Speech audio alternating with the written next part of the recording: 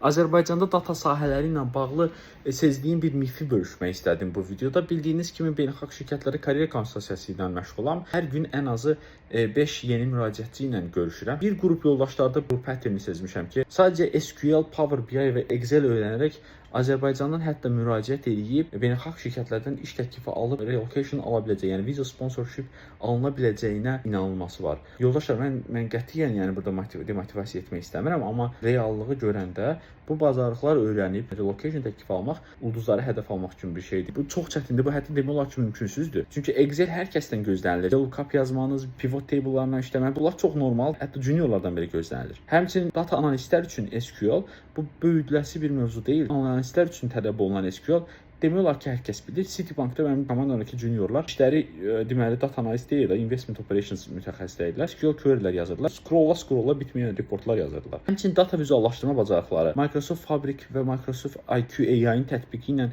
Power BI-in yəni 3-5 il ömrü qalıb yoxsa yox, yəni artıq o belə güman ki, əvəzlənəcək. Power BI siz maksimum bir aya öyrənə bilərsiniz. Bizim komandada bir dashboard hazırlamaq lazım idi nəticələrlə bağlı. Komandamdakı mütəxəssislərdən biri dedi ki, verin mənə 2 həftə öyrənib tətbiq edəcəm və 2 həftə öyrəndi və tətbiq elədi. Yəni hazırladı dashboardu. Yəni nəyi nəzərdə tuturam? Bu bacarıqlar kifayət deyil. Bu bacarıqları təbii ki, öyrənmək lazımdır, vacibdir. SQL-i hər kəsin bilməyi lazımdır. Excel mütləq, data vizuallaşdırma mükəmməl, amma beynəlxalqda iş təklifi almaq üçün kifayətdirmi? Qətiyyən.